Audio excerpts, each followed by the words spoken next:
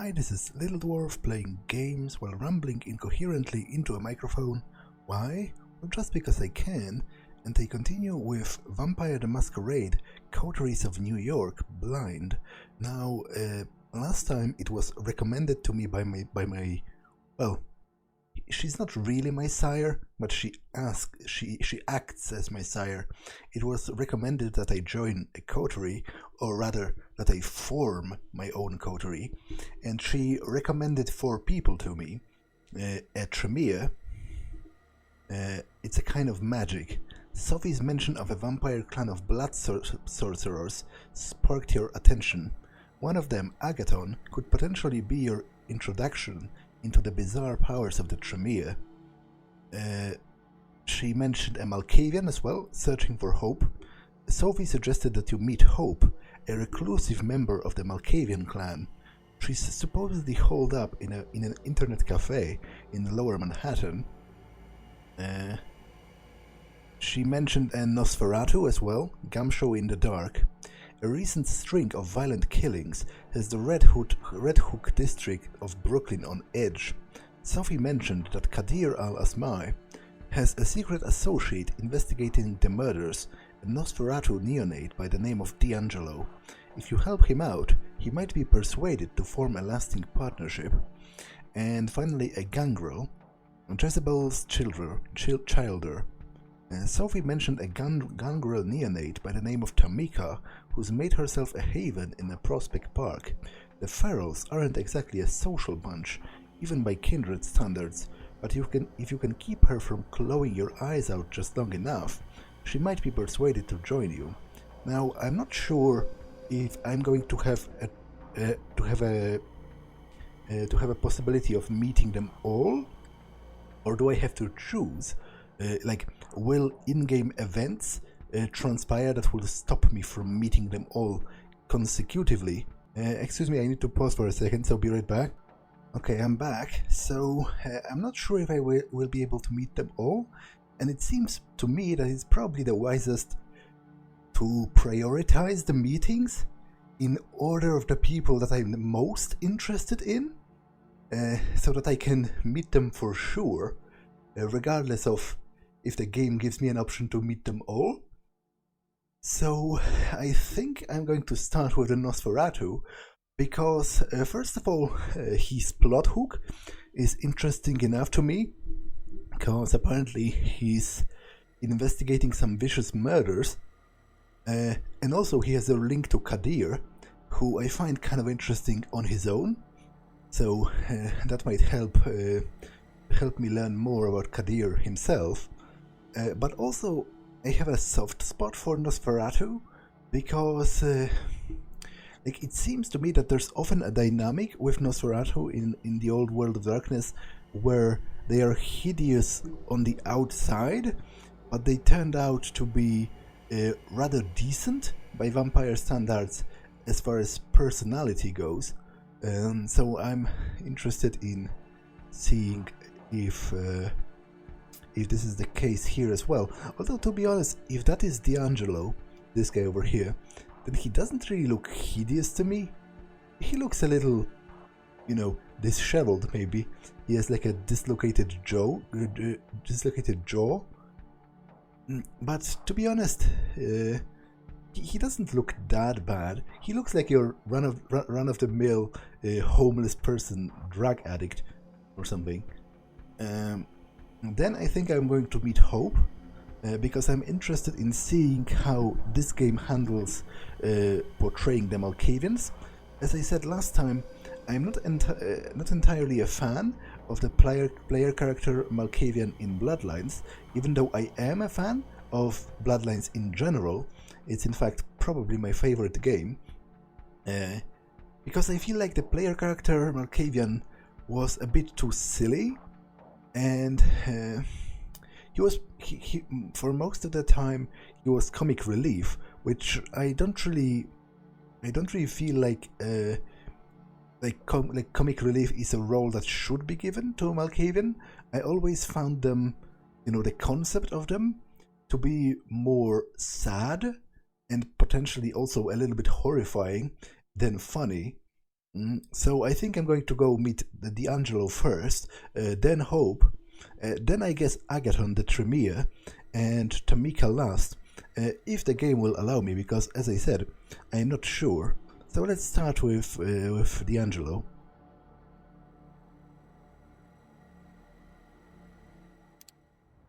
As you make your way down Clinton Street, the incessant hum of traffic gives way to the ominous silence of the waterfront.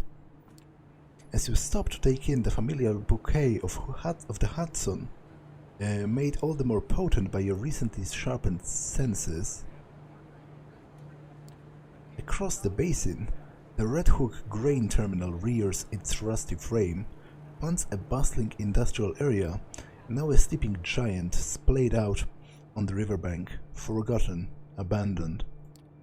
Conveniently so, especially for one of the hidden. Keeping to the shadows, you sneak closer to the dilapidated complex, making your way past the hole-ridden silos and wobbly chain-link fences. By the time you reach the entrance to the main building, you can almost feel the rust particles making themselves cozy at the back of your throat. Not getting your hopes up, you give the door a slight nudge. To your surprise, it gives almost instantly. Looks like someone has been using it recently.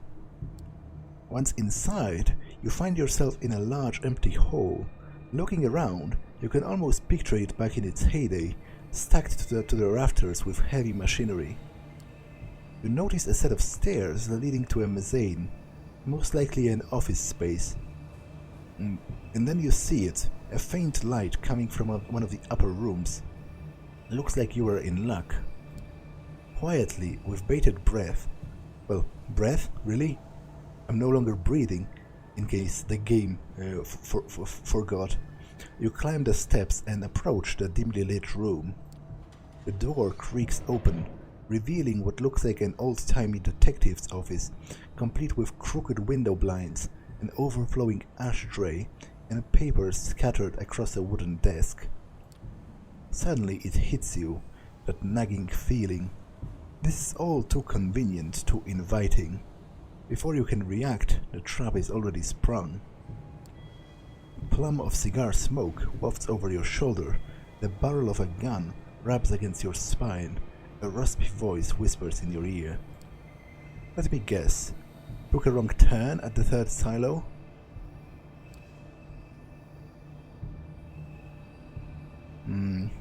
Okay, I can use presence to influence him to stand down. Sure, let's try it.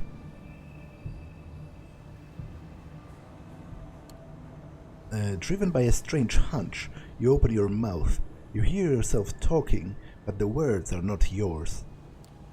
They seem to be coming from the deepest recesses of your memory, a movie you saw as a child.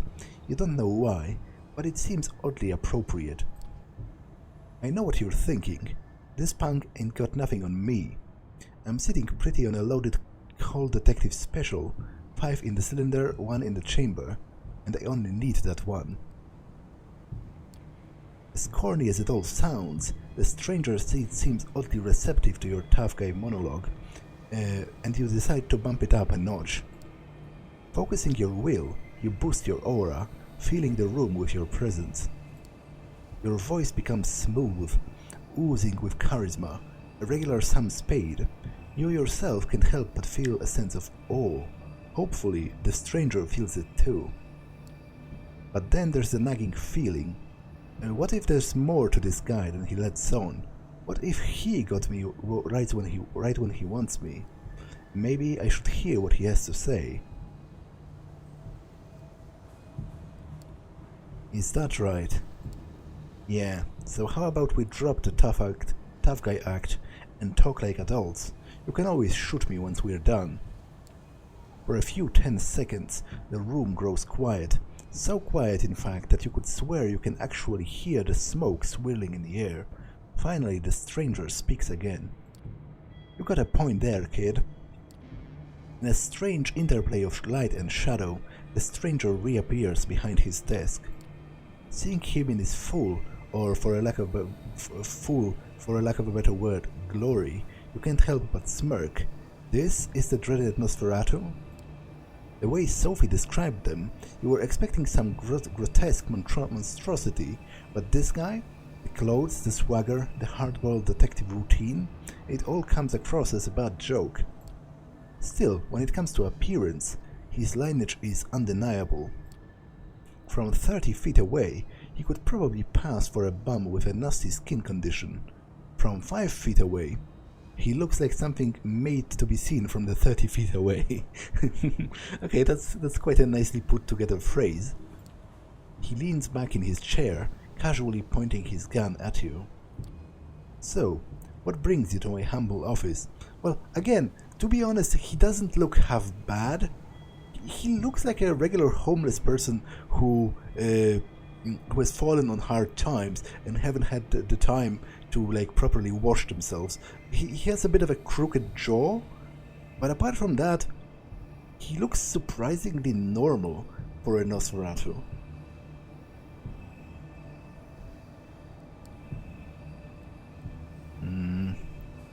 The Red Hook murders? I'm looking for a Nosferatu and Are You D'Angelo are both kind of stupid because I feel like it's implicitly kind of obvious that that's him. I'm here about the Red Hook murders.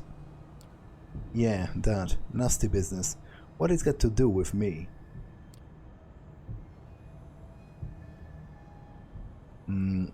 I know who you work for.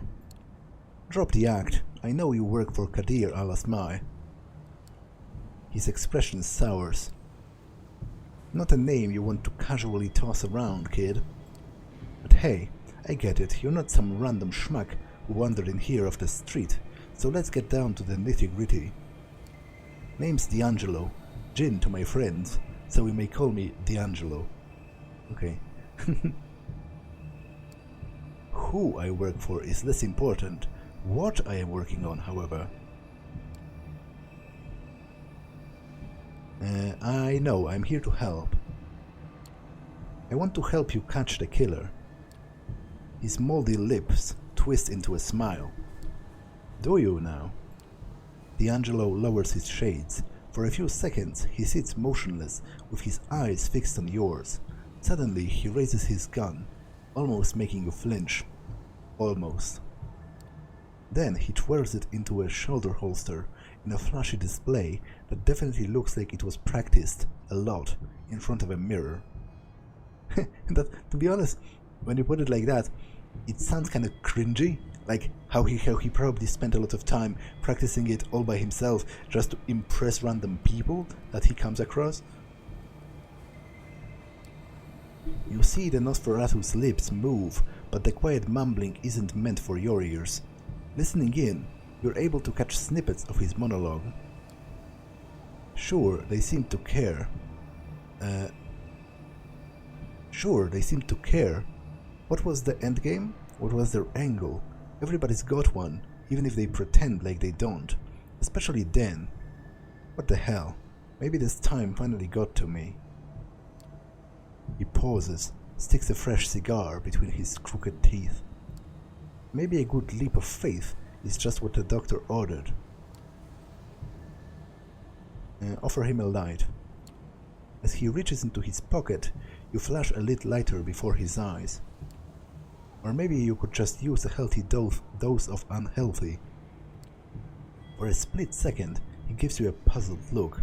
Then he leans over to your lighter, puffing on the cig as it catches fire. A wry smile comes back to his lips. I like you, kid. You might look like a used car salesman, but there's just something about you. Tell you what, I was just about to head back to the crime scene, take a look around, refresh my notes. You can tag along if you want to. I could use an assistant, someone to take notes and make wild assumptions for me to shoot down. Who knows, if you're any good, I might consider making this a long-term arrangement. Sounds good. Sure it does, kid. I'm the one who said it. Just one more thing. You still got me at a disadvantage here. Seems like you've done some digging on me, but with you, I've barely scratched the surface. You catch my drift? So answer me this. Who was it that sent you into my neck of the woods? Or, in layman terms, who do you work for? To be honest, I don't feel like that it's that big of a problem to tell him. After all, he is correct. I know a bit more about him than he does about me, and I feel like writing this unbalance might help me get some trust from him. So, Sophie Langley,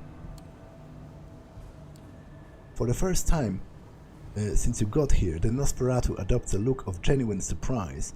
His eyes wander for a moment, finally giving way to a crooked smile. So you're the one, huh? The fledgling that the Toreador dame spared. Yeah, that would make sense. Don't think she'd appreciate you throwing her name around. Thanks for being upfront, kid. Well, to be honest, isn't it public knowledge? Like, at least, according to the Camarilla itself? Like, wasn't this literally announced on the meeting in the Elysium that she acts as my sire? So, I don't know, why is this supposed to be a secret suddenly? One blink is enough for you to miss D'Angelo vanishing from his chair. Just when you're about to look around, he reappears right next to you. Up close, his smile is even more unnerving. Alright, moonlight's burning. Let's get cracking. With a certain fascination, you watch D'Angelo stumble his way across West Brooklyn. Oddly animated, incessantly scratching his face and neck, stopping every once in a while for a bout of mumbling narration, he is most certainly a sight to behold. Still, he seems to be getting around okay, and you take particular note of the fact that he seems to be choosing the darker, less frequented streets. There is definitely a method to his madness. Eventually, your leprous guide takes a sudden turn off the Van Burnt Street into a particularly dingy alleyway. Torn pieces of yellow police tape are a dead giveaway. This has to be the place. Well, here we are. Time for you to earn your stripes. This is where they found him, drained dry, not a drop of blood in him. And before you ask, no, I didn't get to see the body, so I don't know if there were any bite marks. So, what can you tell me? You take a moment to examine the crime scene. Judging by the chalk outline on the pavement, the man was killed recently. To be honest, nobody does that. Like, I'm not sure if they ever did it, but I am for sure certain that even if police used to do this back in the day, they for sure do not now.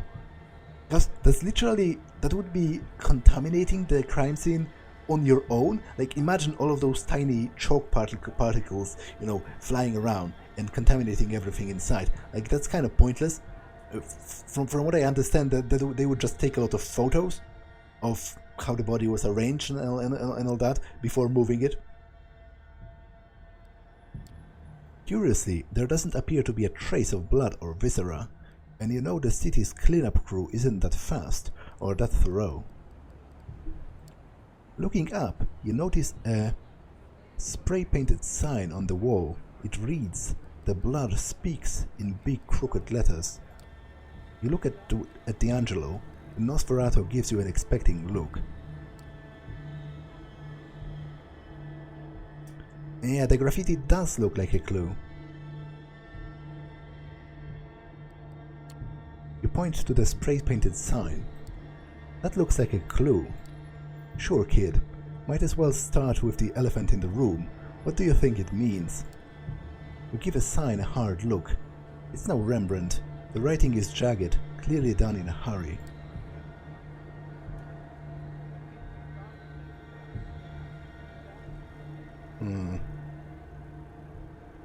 I guess it might be meant to throw us off.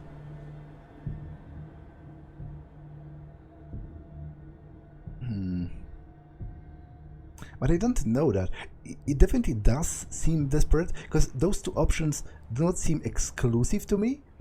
Like, by the fact it seems desperate, I assume he's talking about the speed it was written in, which was quickly, right?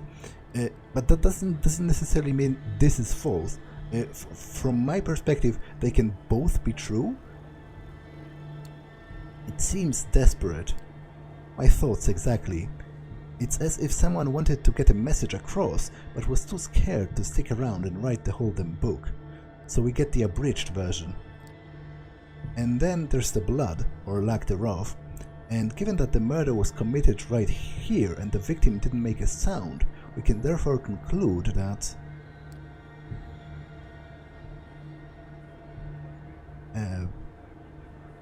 well...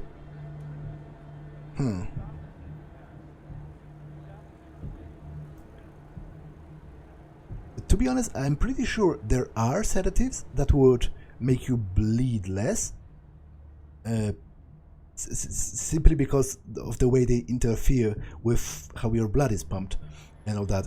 You know, with the internal workings of your organism. I don't necessarily believe it's 100% certain that the killer is kindred, and if the victim didn't make a sound, then maybe they used a sedative. Worst case scenario, I'll just look like an idiot to him, which might be entertaining in its own right. Let's try it. The killer used a sedative.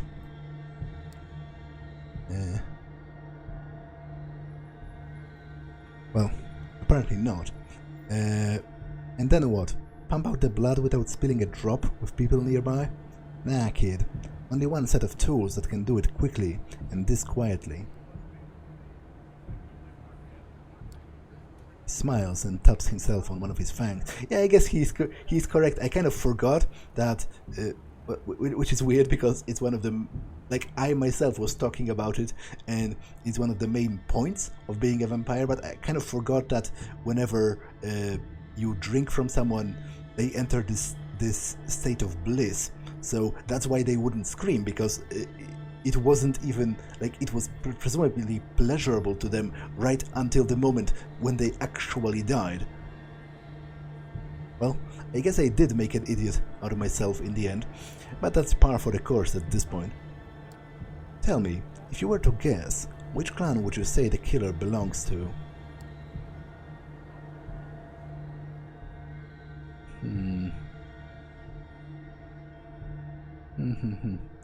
Wait, what did the writing say? The blood speaks out?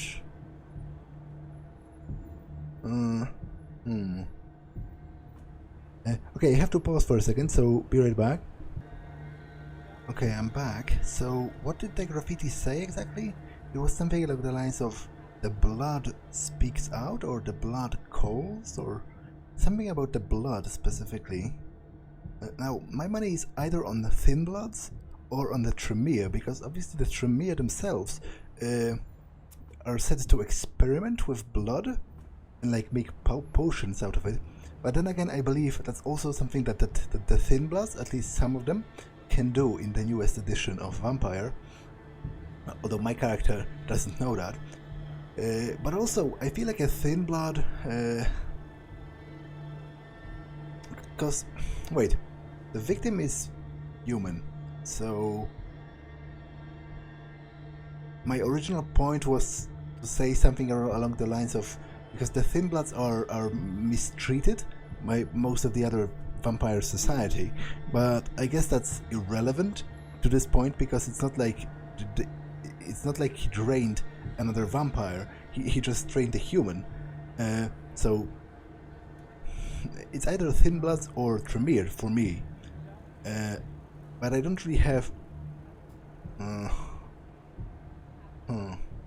don't really have a solid idea of which one would it be. Like, I guess Tremere experiment with vampire blood, right? Sophie said it's vitae that they need. It's not just regular human blood. And to be honest, it doesn't, like, the fact that they drained the human entirely, it doesn't seem to be unique. Like, it's something any vampire could do given enough time, and if he was hungry enough, thirsty enough, or however you would call it. Because obviously, if you just keep drinking from a human, until you drain everything, then they die and are left without any blood. But I think I'll go with Thin Bloods, just to see what he says. Because it's either way, I think it's either Tremere or Thin Bloods, so I guess let's just choose one. This has Thin Bloods written all over it. Now I wonder how is that Matt, the protagonist, even knows about the Thin Bloods? Like, he literally is a vampire himself for only like 3 days, and as far as I know, nobody has told him that Thin Bloods even exist. D'Angelo smiles approvingly. In bright neon letters, a fully fledged kindred would use his powers to lure the victim somewhere out of sight, and then they certainly wouldn't stick around for the shitty art project. He pauses, spits out the mangled remains of a cigar. Shit, looks like we're going to have to pay Larson a visit. Wait, was he? I don't think it was ever explained to me that he was a Thin Blood Primogen. I didn't know Thin Bloods even have Primogens. I was under the impression from the older editions of Vampire that Thin Bloods are despised by the other kindred and that they wouldn't have any kind of official power. But I guess that at least explains some things, because I was wondering why was he so nervous about being in a room full of other vampires, and why did he refer to them as blood-sucking monsters if he himself was a vampire as well. But I guess if he is Thin Blood, then there is indeed a kind of a distinction between him and the full-blooded vampires, as it were. And you don't sound happy about it. It's complicated. Larson's got a neat setup for a Thin Blood anyway. Lives with his family, a mortal family, mind you. Even though he's a Primogen, he managed to shield them from kindred politics, and that takes some doing.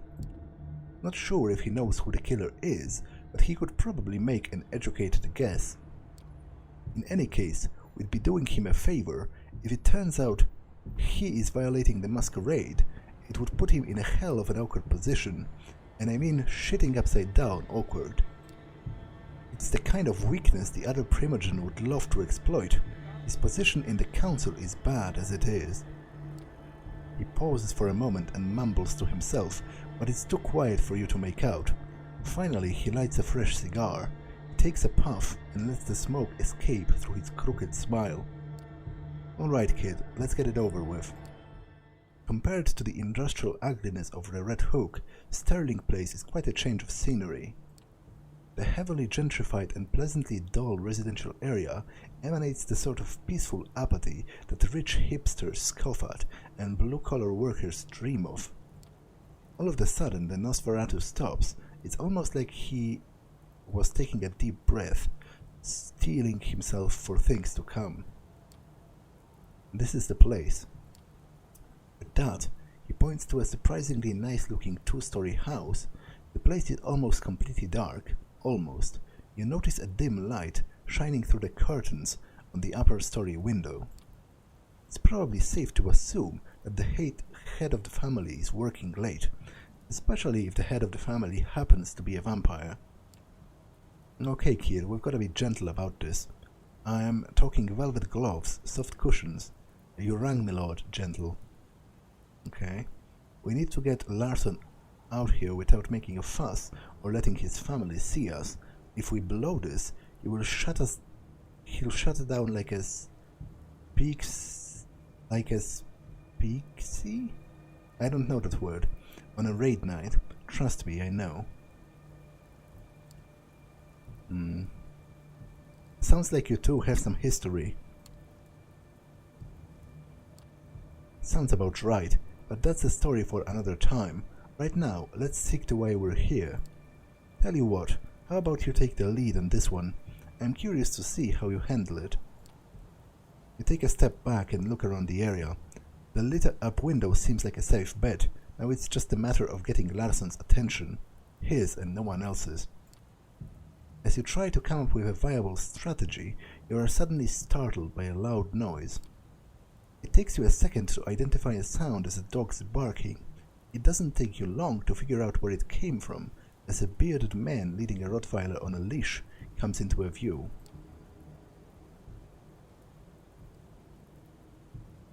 Do I want to feed on a man walking his dog? Well, to be honest, probably not, because if I feed on the man, the dog might attack me, right?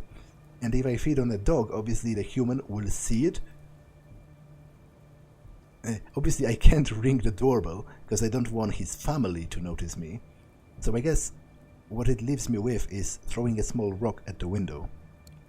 You kneel down and pick a rock off the lawn, one small enough not to break glass, but big enough to get someone's attention. Deftly, you chuck the rock at the window. It bounces off the glass with a quiet but audible thunk. Moments pass in silence, making you think no one got your message. Just as you start to look for another rock, you hear the window slide open. A very unassuming and slightly unshaven man in a turtleneck appears in the window. As soon as he notices you, his expression sours, just like he has smelled something rotten. He addresses your Nosferatu partner in what could only be described as very loud and very angry whisper. "Get the fuck out of my lawn, D'Angelo. You know goddamn better than to show up your ugly mug around here." You glance over to D'Angelo.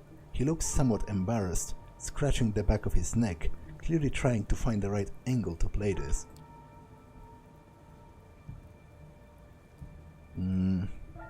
This is important.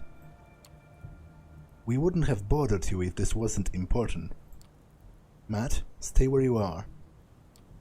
You wait out in the lawn, listening to Larson quietly making his way downstairs. Before long, he appears on the porch, locking the front door behind him. He motions at you to follow him to the side of his house. Then he turns towards you. "What do you want?" "It's about the Red Hook murders. We think one of yours is responsible." "Bullshit. A Duskborn's got enough trouble just staying alive out there. What could possibly make them openly violate the Masquerade?" Desperation. "The killer has been leaving messages. Whoever they are, I think they know something. Something they can't share with just anyone. I know it seems far-fetched, but it's the only way this puzzle fits together." "Nah, I don't buy it. You're reaching, trying to find a scapegoat. Get in your boss's good graces. Word gets around, D'Angelo. You think I don't know who are you working for?" Then help us clear your name. I guess it's the least antagonistic of those. "Then help us clear your people's name. What have you got to lose?" "Everything. I've been a thorn in the council's side for a while now. This is just the excuse they need to get rid of me." "What if it turns out one of yours did it, and you sat on your hands to protect him? You think the council want to jump on that?" He looks off into the darkness, pondering his options. He lets out a heavy sigh. "Look, I'll ask around. Consult my sources. If it turns out one of my own is responsible, they will face justice. In the meantime, keep your deductions to yourself. I have enough trouble as it is." "Deal." "Good. Now, if you will excuse me, I have to get back to my family." And with that, Larson retreats to the elusive safety of his home. You decide it's best to move along. You walk a couple of blocks in utter silence. Even D'Angelo's mumbling seems to have taken a back seat. Oddly enough, you found his newfound reticence? Again, I don't know that word. Like, I understand what it means roughly from context, but I don't think I ever seen it. Somewhat unnerving. Finally, the Nosferatu stops and turns towards you. "Hell of a night. I don't know about you, kid, but I could sure use a drink, something warm, in a tall, sweaty glass. But first, let me tally your score. Let's see now. You did make a good first impression. I like someone who can talk themselves out of a tight spot. Talking's cheap, bullets not so much." You held your own at the crime scene. Nothing I hadn't figured out on my own, but hey, we can't all be professionals. Finally, when the situation called for subtlety, you managed to avoid unwanted attention. Discretion is what separates a private dick from just any old dick. Okay. All in all, you did fine. Not fine, but not bad for your first case. Don't let it go to your head. I'll be in touch. Let you know if I hear from Larson. Be ready to meet me at the office. He starts to walk away, but suddenly stops and turns back towards you. And bring a notepad. Every good assistant should have one. Okay. So as I said before, I'm going to go meet them in the order of like their perceived importance to me, just in case I can't meet them all. So for now I'm going to go.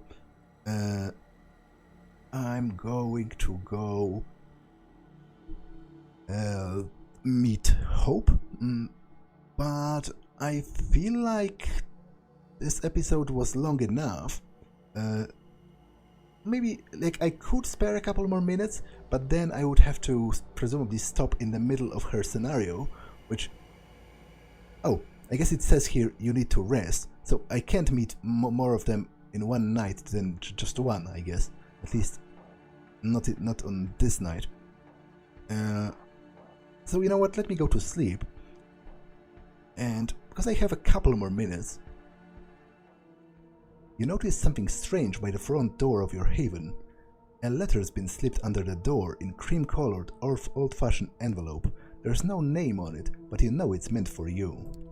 Opening the letter, it's clear that it has been sent by someone incredibly old-fashioned, rich, or a fan of classic stationery.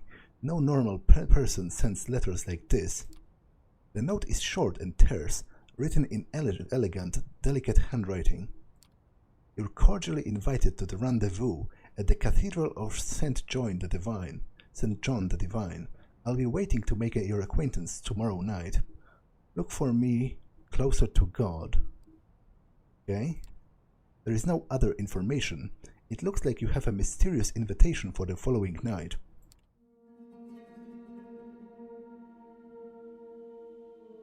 Oh, I guess a new option has appeared. Faith and Myth, Part 1. You have received an invitation to meet a mysterious someone at the Cathedral of St. John the Divine, and it said it's meant for the next night in particular.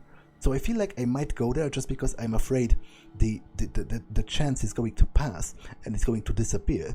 I could meet with D'Angelo again, but I would like to meet with Hope first. I'm somewhat conflicted on what to do now, but I think I will go to this because it was specifically said that the invitation is for tomorrow night, which is now, and I presume that if I wait too long, this option is going to disappear entirely, and Agathon, the Tremere, and Tamika are still available. So I take it from that Hope, the option to meet Hope, should remain at least for a little bit longer. So I think I'm going to go to this, but I feel like this episode has been long enough for now. As I said, I have a couple more minutes, but I wouldn't like to stop in the middle of a scenario, and it seems like a natural cutoff point for now. So that's all for this one, and I will see you in the next one. Bye!